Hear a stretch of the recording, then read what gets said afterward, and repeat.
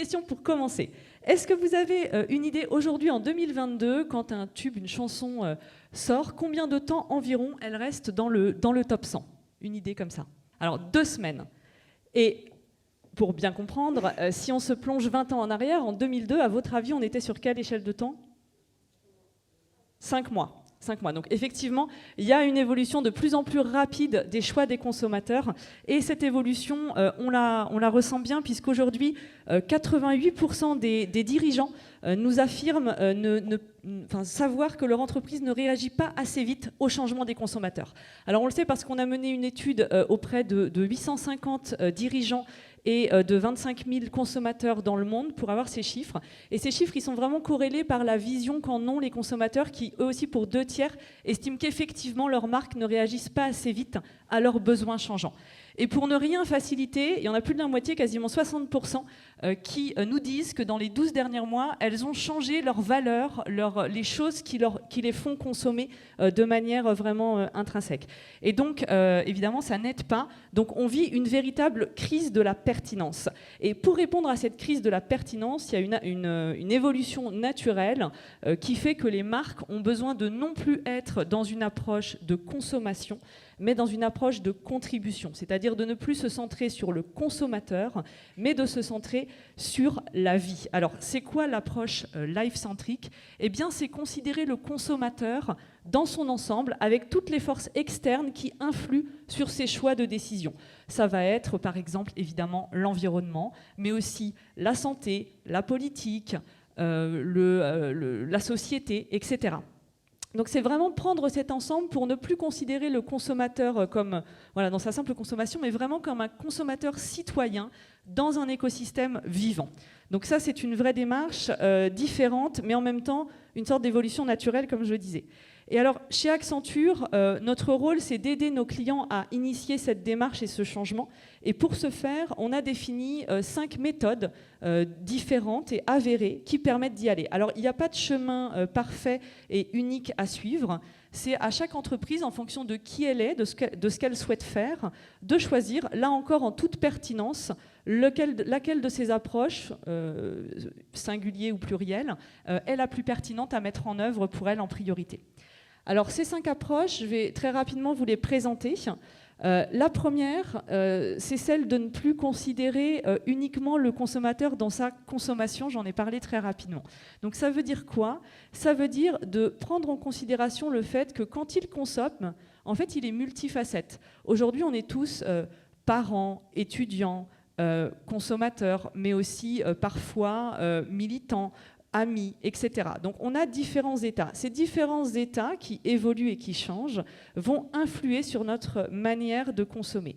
Et pour une marque, comprendre ces différents états et ces différents besoins associés, ça va être s'offrir la possibilité de répondre de manière la plus pertinente possible à de nouveaux besoins et de déceler de nouveaux territoires de valeurs possibles.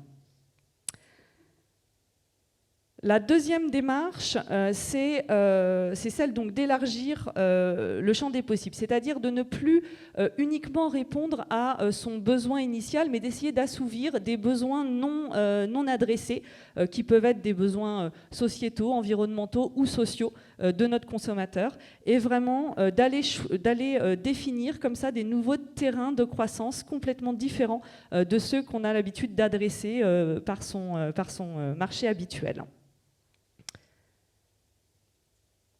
La troisième approche, c'est une approche qui cherche à un petit peu changer vraiment les codes du secteur industriel dans lequel la marque se trouve. Là, l'idée, ça va être de se dire aujourd'hui, les entreprises, elles se définissent par rapport à leur secteur. Elles se comparent à leurs pairs. Donc, il y a toujours un cadre qui est un petit peu strict et figé. Or, on le sait, nos études l'ont montré, les consommateurs citoyens s'attendent à ce que les entreprises répondent à plus de choses, à ce que leur marque adresse des nouveaux besoins. Ça veut dire quoi? Ça veut dire qu'il y a un véritable terrain de jeu possible, il y a une véritable opportunité d'aller bouger ces codes et d'aller inventer des nouveaux business models, bouger les lignes de son industrie pour essayer d'aller plus loin et de proposer quelque chose de différent et de différenciant.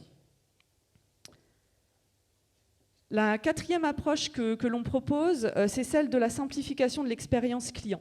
Alors ça fait 2 décennies maintenant, ça fait 20 ans qu'on nous parle de technologie comme moyen de simplifier les choses, mais il y a toujours, il y a pléthore d'outils technologiques qu'on nous pousse à chaque fois. Alors une nouvelle plateforme pour répondre à un besoin marketing, une nouvelle fonctionnalité pour un besoin financier, etc., etc. Et à la fin, on se retrouve avec plein de petites choses qui vont finalement rendre l'expérience visible du consommateur assez complexe au final. Et c'est ce qu'on appelle la taxe complexité. Et donc là, l'idée, ça va être de se dire, il faut réunir l'ensemble des services de l'entreprise qui sont en contact avec notre consommateur citoyen pour aller comprendre ensemble les attentes, les besoins et essayer d'y répondre de manière unique. Quand je dis de manière unique, ça veut dire dans une plateforme de données et d'expérience unique. Et c'est vraiment ça qui permettra de proposer à notre consommateur un continuum d'expérience cohérent, simple et facile. Et donc de l'engager évidemment. Et enfin, donc la cinquième approche qui est liée à la précédente, c'est de casser les silos. Mais alors là, il s'agit plutôt d'aller lutter contre l'inertie organisationnelle et là aussi, en tant qu'entreprise, on est soumis à des forces externes et à un besoin changeant de plus en plus rapide.